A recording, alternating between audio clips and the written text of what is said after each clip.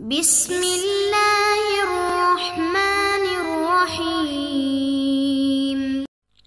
اعوذ باللہ من الشیطان الرجیم بسم اللہ الرحمن الرحیم الحمد للہ رب العالمین والصلاة والسلام علی اشرف الانبیاء والمرسلین سیدنا و نبینا محمد وآلہ واصحابہ المنتجبین اما بعد. معزز طلاب، السلام علیکم ورحمۃ اللہ وبرکاتہ. کتاب مبادئ نحو جلد نمبر 4 درس نمبر 42 لے کر آپ کی خدمت میں حاضر ہیں. اس درس کا عنوان ہے مرفوعات میں قاعدہ اور اس کے اخوات کے اسم کے متعلق، یعنی قاعدہ اور اس کے اخوات کا اسم جو ہے وہ مرفوع ہوتا ہے. اس میں ہماری بحث ہے. ہم نے اس سے پہلے ان قاعدہ اور اس کے اخوات کے اسم کے بارے میں بات کیا کہ یہ قاعدہ اور اس کے اخوات جو ہیں وہ مبتدا خبر کے اوپر داخل ہوتے ہیں، اور مبتدا خبر پہ داخل ہونے کے بعد مبتدا کو اپنا اسم بنا کر اس کو رفع اور خبر کو اپنی خبر بنا کر اس کو نصب دے دیتے ہیں. اور ہم نے یہ بھی بتایا کہ یہ افعال مقاربہ جو ہیں یہ جامد ہیں، سوائے ان میں جو قاعدہ ہے اور اوشکہ ہے. یہ دو وہ ہیں جن کے ماضی بھی بنتا ہے، مضارع بھی بن جاتا ہے. اور آج ہم اس میں بحث کریں گے کہ یہ قاعدہ اور اوشکہ جو ہیں ان کا اسم فاعل بھی آیا ہے. اس کو ہم آج پہلے یہاں پر بات کرتے ہیں. دیکھیں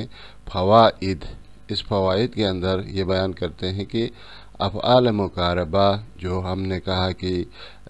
قاعدہ اور اوشکہ کے علاوہ باقی سارے جو ہیں افعال جامدہ ہیں، ان کے صرف ماضی ہے اور ماضی کے کچھ صیغے ہیں، اور ان کا نہ مضارع ہے نہ اور اسم فاعل ہے نہ اسم مفعول ہے. لیکن قاعدہ اور اس اوشکہ کے فعل ماضی بھی ہے، فعل مضارع بھی ہے، اور ان کا اسم فاعل اور اسم فاعل بھی آیا ہے. یہ آج اس کے بیس میں بتاتے ہیں کہ وقد یستعمل لہما اسم فاعل، کبھی اس کے لیے استعمال کیے گئے اسم فاعل کو بھی، جیسے قاعدہ سے قائدون آیا ہے اور اوشکہ سے موشکون، اس وزن پر یہ دونوں فاعل جو ہے وہ آئے ہیں. لیکن دوسری اس میں بیان کرتے ہیں کہ باقی جتنے بھی جو افعال شروع کے ہیں، شروع والے جو افعال ہیں جن کو ہم نے اس سے پہلے آپ کو بیان کیا کہ بعض افعال ہمارے پاس کون سے ہیں، افعال شروع ہیں جن کو افعال شروع کہا گیا تھا. ان افعال شروع میں یہ ہے کہ یہ ایسے افعال ہیں جن کو یہ جو ہے جو افعال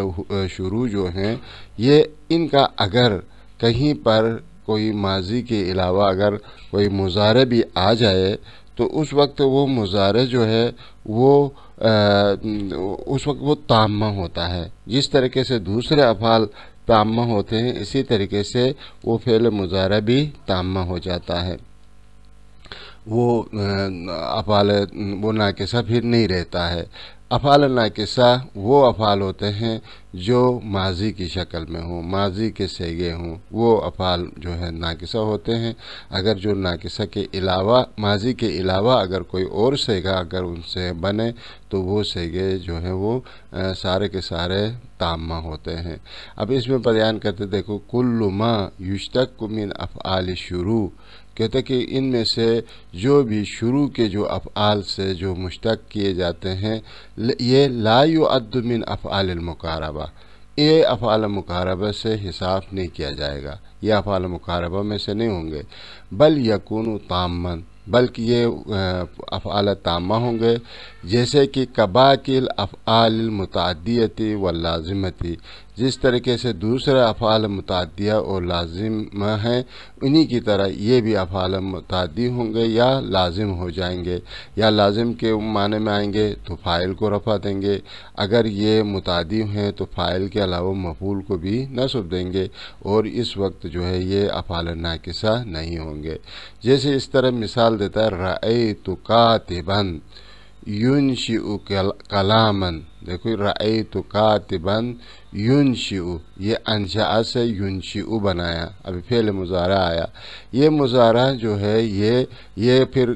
افعال ناقصہ سے نہیں ہے، بلکہ یہ کیا ہے، افعال تامہ ہے۔ تو ینشئ کے اندر فاعل ہے، ضمیر ہے جو کہ اس کے فاعل ہے،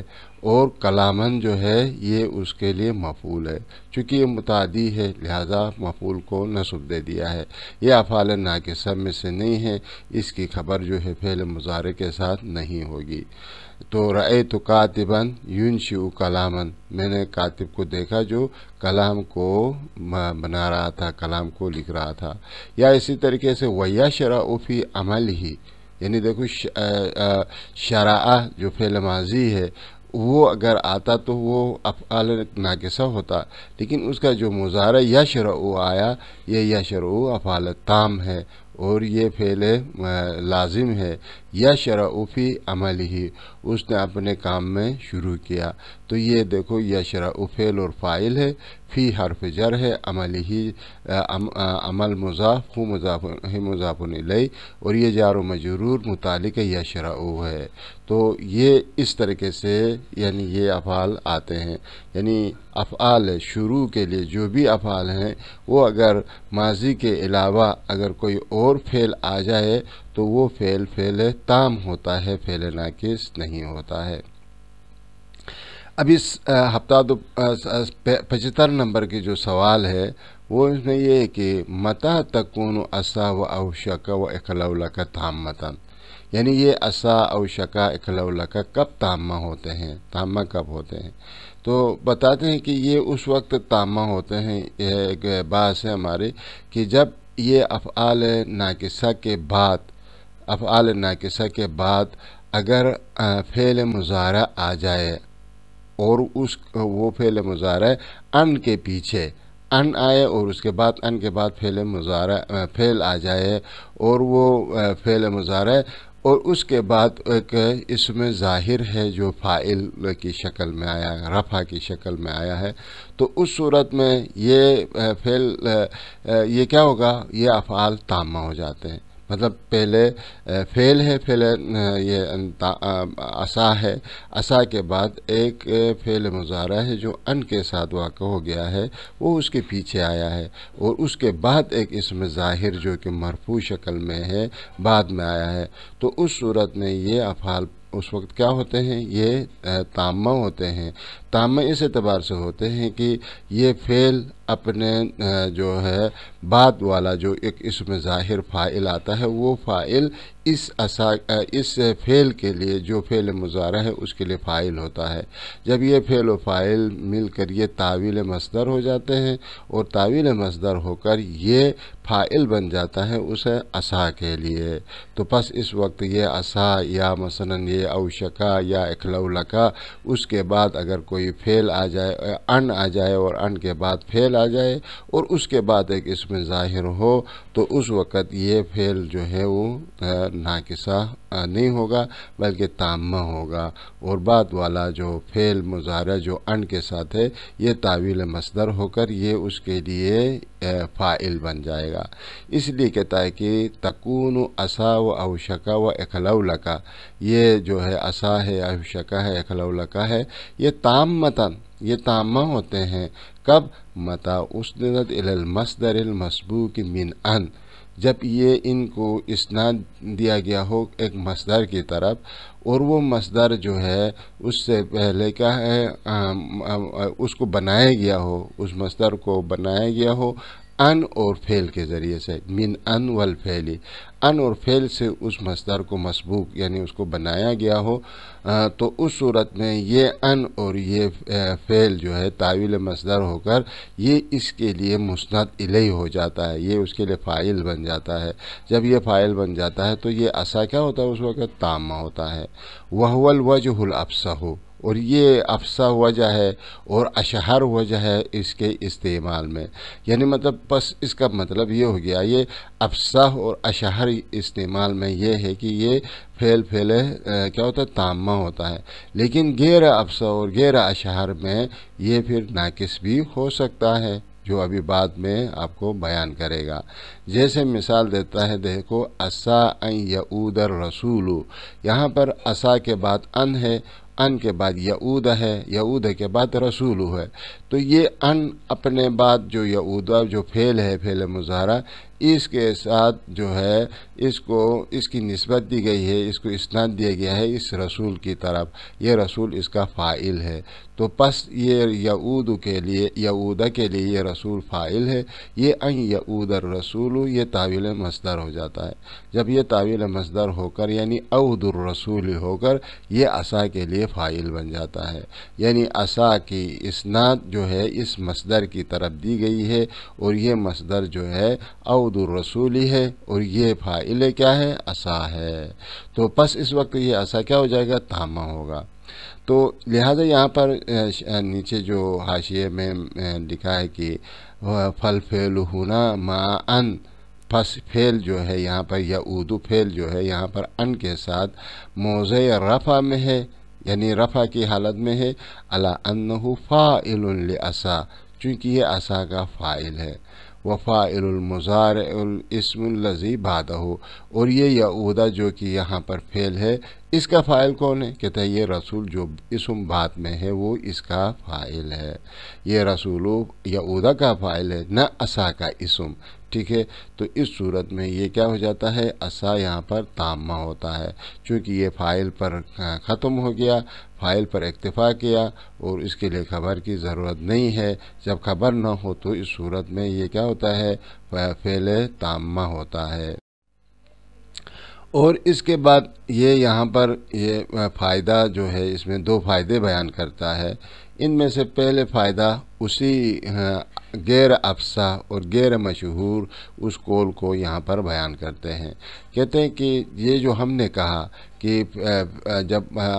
فعل عصا کے بعد جب فعل مضارع ان کے ساتھ، ان کے بعد اگر ایک فعل مضارع آ جائے اور اس کے بعد ایک اسم ظاہر ہو تو وہ اسم ظاہر فاعل بنتا ہو اس فعل مضارع کے لیے، اور یہ تاویل مصدر ہو کر پہلے والے عصا کے لیے فاعل بن جاتا ہے، اور یہ عصا یہاں پر تام ہوتا ہے، یہ افصح اور اشہر قول ہے۔ لیکن کہتا ہے کہ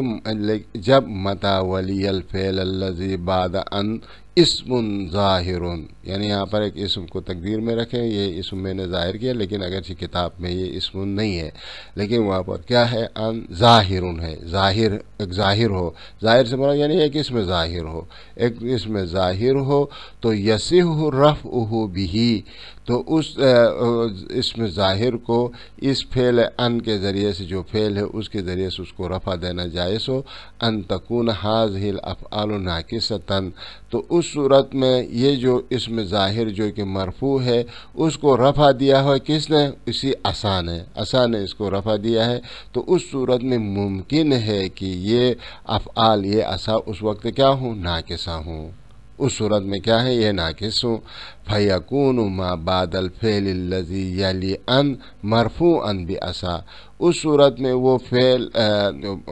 وہ چیز جو فعل کے بعد آیا ہے ان کے ساتھ وہ مرفوع ہوگا، وہ ان مرفوعاً بعصا، وہ عصا سے مرفوع ہوگا، وہ اسم جو کہ بعد میں ایک ظاہر ہے اور مرفوع حالت میں ہے، وہ مرفوع ہوگا کس کے لیے؟ عصا کے ذریعے سے، یعنی یہ عصا کا اسم ہوگا، یعنی اسم مرفوع ہوگا اسمًا لہا، اس عصا کے لیے اسم ہونے کی وجہ سے وہ مرفوع ہوگا۔ وَأَن وَالْفِعْلُ فِي مَوْضِعِ نَصْبٍ بِعَصَا، اور یہ فعل جو کہ ان کے ساتھ ہے یہ موضع نصب میں ہوگا عصا سے، یعنی عصا کے لیے یہ خبر کہلائے گا، متقدماً علی الاسم، اور یہ اسم کے اوپر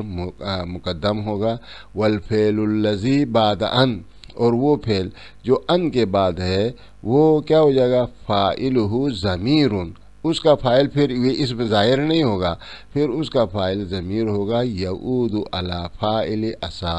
یہ جو ہے عصا کا جو فاعل بعد میں ہے اس فاعل کی طرف یہ ضمیر لوٹے گی۔ جیسے اس مثال میں دیکھو، عصا ان یقوم زیدن،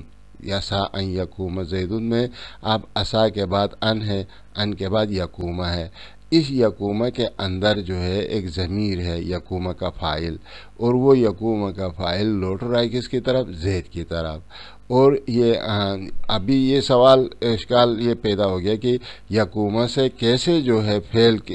اسم ظاہر کی طرف جو مؤخر ہے اس کی طرف ضمیر لوٹایا، تو کہتے ہیں کہ چونکہ یہ زید حقیقت میں عصا کا اسم ہے، مقدم ہے، رتبے میں مقدم ہے، اس وجہ سے یہ یقومہ اگرچہ زید کی طرف لوٹ رہا ہے مؤخر کی طرف، لیکن زید رتبے میں یقومہ سے مقدم ہے، اس وجہ سے یہ ضمیر کا پلٹانا یہاں پر جائز ہے۔ تو ان یقومہ یہ کیا ہو جائے گا، یہ خبر مقدم ہوگی، اور زیدون اسم جو ہے مؤخر ہو گیا ہے عصا کا، تو عصا فعل ہے، فعل مقاربہ، زیدون اس کا اسم ہے، ان یقوم اس کی خبر ہوگی۔ یہ غیر افصح اور غیر اشہر کی یہاں پر وضاحت کر رہا ہے۔ وَعَلَى هَذَا الْوَجْهِ، تو اس وجہ سے کہ اس وجہ کی صورت پر، یعنی جب آپ اس کو خبر بنا رہے ہیں اور بعد والا جو اسم ظاہر ہے وہ اس کے لیے عصا کے لیے فاعل ہے، عصا کا اسم ہے، تو اس صورت میں یہ جو فعل مضارع جو ہے وہ اس کے اسم کے ساتھ کیا ہوگا، از لحاظ مفرد تثنیہ جمع میں اس کے موافق ہوگا۔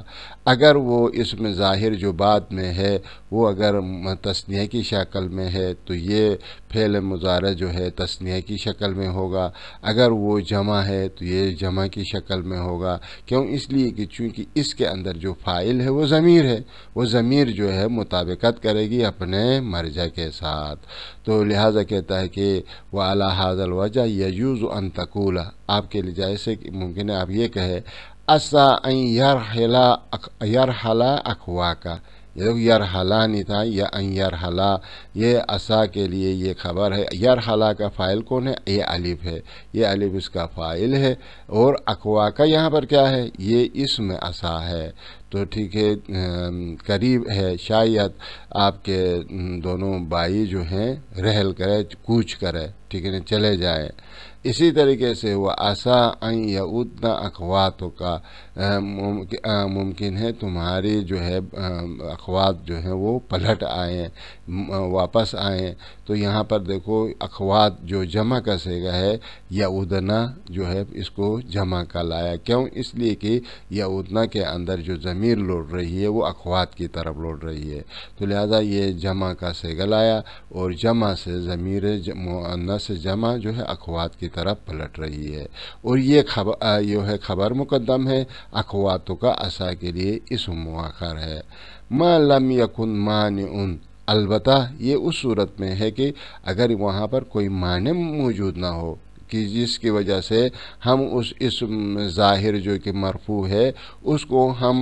عصا کے لیے فاعل نہ بنا سکتے ہوں، اگر کوئی معنی ایسا موجود ہو تو پھر یہ افعال پھر فعل جو ہے ناقص نہیں ہوگا۔ جیسے اس مثال میں دیکھو عصا ان یضرب زید عمرا، دیکھو یہاں پر یہ زید جو کہ مرفوع ہے ان یضربہ کے بعد، یہ عصا کا اسم نہیں ہو سکتا ہے، کیوں؟ اس لیے کہ چونکہ یہ ایک اجنبی چیز ہوگا، جب یہ اسم عصا ہوگا تو یہ فعل اور مفعول کے درمیان میں ایک اجنبی چیز یہاں پر واقع ہو جائے، یہ صحیح نہیں ہے، تو لہذا یہاں پر یہ زید جو ہے یضربو کا ہی فاعل ہے اور امرن جو ہے یضربو کا ہی مفعول ہے، تو لہذا اس صورت میں یہ عصا جو ہے یہاں پر تامہ ہے، عصا ان یضرب زید عمرا، یہاں پر اصل میں ہوگا عصا ضرب زید عمرا، اس طرح سے، تو اس وجہ سے یہ اس وقت عصا جو ہے یہاں پر تامہ ہے، ناقصہ نہیں ہے۔ فلا یجوز ان یکون زید اسما لعصا، یہاں پر ممکن نہیں ہے کہ زید کو ہم عصا کے لیے اسم قرار دے دے۔ کیوں؟ لأن لا یلزم الفصل به، چونکہ اس زید کے ذریعے سے یہاں پر فصل لازم نہ آ جائے، در حال کہ یہ زید کیا ہے؟ اجنبی بین صلت ان و معمولها، یہ زید جو ہے اس صورت میں ایک اجنبی ہے جو ان اور اس کے معمول کے درمیان میں، ان کے صلہ اور اس کے معمول کے درمیان میں کیا ہو گیا ہے؟ اجنبی فاصلہ آ گیا ہے، اور یہ جائز نہیں ہے۔ وَمَتَى تَقَدَّمَ عَلَى عَصَا وَأُخْتَيْهَا اسْمٌ جَازَ إِسْنَادُهَا إِلَى ضَمِيرِهِ وَجَازَ تَجْرِيدُهَا مِنَ الضَّمِيرِ، تو کہتا ہے کہ عصا جب یہ اور اس کے جو اخوات ہیں، عصا اور اس کے اخوات، یہ اگر اس کے بعد اگر کسی اسم کی طرف اگر اس کی اسناد دی جائے تو اس صورت میں اس عصا کو اس اسم کے مطابق اس کے عصا کے اندر ضمیر بھی رکھ سکتے ہیں اور اس کو ضمیر سے خالی بھی کر سکتے ہیں۔ یہ دونوں طریقے آپ کے لیے کیا ہے؟ جائز ہے۔ جیسے کہتا ہے کہ متا تقدم عصا، جب عصا کے اوپر کوئی یا اختیہا یا اخوات عصا کے اوپر کوئی اسم مقدم ہو جائے تو اس صورت میں جاز اسنادها الی ضمیرہ، تو اس وقت اس عصا کا اسناد ضمیر کی طرف دے کر ضمیر رکھیں اس فعل عصا میں، وجاز تجریدها، اور یہ بھی جائز ہے کہ آپ اس کو ضمیر سے خالی کر دیں، من الضمیر، ضمیر سے اس کو خالی کریں، فتقول، آپ اس طرح پڑھیں اسد ہندن اسد ان تقوم، دیکھو ہند جو اسد سے پہلے مقدم ہوا، یہ ہند، یہ یہاں پر مبتدا ہے، ٹھیک ہے۔ اسد دیکھو یہاں پر آپ نے تیل آیا، کیوں؟ اس لیے کہ اس کے اندر ضمیر ہے، فاعل وہ ہیا ہے، ہیا، اسد یعنی ہیا، وہ یہ لوٹ رہی ہے ہند کی طرف۔ ان تقوما، یہ ان ناصبہ، تقوما یہ فعل اور فاعل، تو یہاں پر اسد جو ہے اس کا اسم ضمیر ہے اور ان تقوما اس کے لیے خبر ہے، یہ جائز ہے۔ والاخوان عصیا ان یقوما، دیکھو الاخوان چونکہ تثنیہ کا صیغہ ہے، عصیا تثنیہ کا فعل تثنیہ لایا، ان یقوما جو ہے یہ اس کے لیے عصیا کے لیے خبر ہے، عصیا کے اندر الف جو ہے اس کا اسم ہے۔ والنساء عصینا ان یقمنا، دیکھو یہاں پر عصینا یہ مؤنث کی ضمیر ہے جو النساء کی طرف پلٹ رہی ہے، تو لہٰذا یہاں پر آپ ضمیر بھی رکھ سکتے ہیں اور ضمیر سے خالی بھی کر سکتے ہیں اس عصا کو، ٹھیک ہے۔ جیسے اس مثال میں دیکھو یا آپ اس کو ضمیر سے خالی کریں، کہیں کہ ہندن عصا ان تقوم، ٹھیک ہے، ہندن عصا ان تقوم، یہ عصا میں آپ نے ضمیر نہیں رکھا، ضمیر سے خالی کر دیا۔ اور اسی طریقے سے النساء عصا ان یقمنا، دیکھو یہاں پر بھی عصا میں ضمیر نہیں رکھا ہے، تو یہ کیا ہے؟ جائز ہے۔ یہاں پر آپ ضمیر بھی رکھ سکتے ہیں، اس کے لیے اسناد دے دیں ضمیر کی طرف بھی، اور یہ بھی جائز ہے کہ آپ اس ضمیر سے خالی کر دے دیں۔ وَعْلَمْ أَنَّهُ مَتَى اتصل بعصا ضمیر رفع البارز الصحیح جاز فیہا فتح السین وکسرها، تو کہتا ہے کہ اگر کہیں پر عصا کے ساتھ ضمیر رفع بارز جو کہ بارز صحیح جب اس کے ساتھ جو ہے متصل ہو تو اس وقت عصا کے اس سین کو فتح دینا بھی جائز ہے اور اس کو کسرہ دینا بھی جائز ہے۔ جیسے عصیتو، دیکھو تو جو ہے یہاں پر اس کے ساتھ متصل ہے، ضمیر بارز ہے، مرفوع ہے، تو اس وجہ سے عصیتو سین کو آپ فتح بھی دے سکتے ہیں اور چاہیں تو اس سین کو آپ کسرہ بھی دے کر عصیتو بھی پڑھ سکتے ہیں۔ عصینا، دیکھو اس سین کو آپ نے زبر دیا، عصینا پڑھا، اور عصینا بھی آپ پڑھ سکتے ہیں۔ اور اس کے ساتھ آخری جو اس کا فائدہ جو بیان کر رہا ہے وہ یہ کہ جب یہ عصا جب اس کے ساتھ ایک ضمیر نصب کبھی کبھار متصل ہو کر آتی ہے، ضمیر منصوب جو ہے اس کے ساتھ متصل ہو کر آتی ہے، لیکن یہ ضمیر اگرچہ منصوب ہے لیکن یہ منصوب ہے لیکن رفع کے ضمیر مرفوع کے قائم مقام ہے۔ تو متى اتصل بعصا ضمیر نصب، کبھی کبھار عصا کے ساتھ ضمیر نصب متصل ہوتی ہے، جیسے عصا کا، دیکھو کا ہے ضمیر نصب ہے، عصاہو یہ ضمیر نصب ہے، بقیت علی عملہا یہ عصا تب بھی اپنے عمل میں باقی رہے گا، من رفع الاسم و نصب الخبر یعنی اسم کو رفع دے گا اور خبر کو نصب دے دے گا، الا مگر یہ کہ یہاں پر ان ضمیر النصب یہ جو عصا کا یا عصاہو میں جو کا اور ہو جو ہے یہ اس کو یجعل نائبا عن ضمیر الرفع اس کو قرار دیا جائے گا نائب ضمیر رفع سے، یعنی یہ ضمیر رفع سے نائب ہوگی۔ یہ جو ضمیر منصوب جو یہاں پر لائی گئی ہے وہ اصل میں ضمیر رفع سے یہ نائب ہوگی۔ وعلی ذالک قول شاعر، اسی بنا پر شاعر کا یہ قول اسی کی تناظر میں ہے، جیسے نظرنا الخیل مقبلتا فقلنا، جب خیل کہتے ہیں نا مطلب وہ جو گھڑ سوار جو آئے ان کو جب میں نے ملاحظہ کیا، نگاہ کیا، جو مقبلتاً جو آ رہے تھے، تو فقلنا میں نے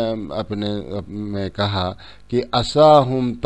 سائرین بمن اصیبا، تو شاید یہ حملہ کریں گے، سائرین کا لغوی معنی ہوتا ہے حملہ کرنا، تو یہ حملہ کریں گے بمن اصیبا ان اشخاص کے ساتھ جن کے اوپر مصیبت آ گئی ان کے اوپر حملہ کریں گے۔ تو یہ عصاہم میں یہ ہم یہاں پر کیا ہے، رفع کے قائم مقام ہے اور عصا سے اسم ہے، اور سائرین حالت نصبی میں یہ عصا کے لیے خبر ہے، اور بمن اصیبا باحرف جر من موصولہ، اور اصیبا جو ہے فعل ہے، اور یہ فعل و فاعل من کے لیے صلہ ہے، صلہ موصول مل کر مجرور با جار و مجرور متعلق ہو جائے گا سائرین کے، تو اسی طریقے سے یہ اس کے لیے عصاہم کے لیے خبر بن جائے گا۔ تو اسی کے ساتھ آج کا درس یہاں پر اختتام ہوا۔ والسلام علیکم ورحمۃ اللہ وبرکاتہ۔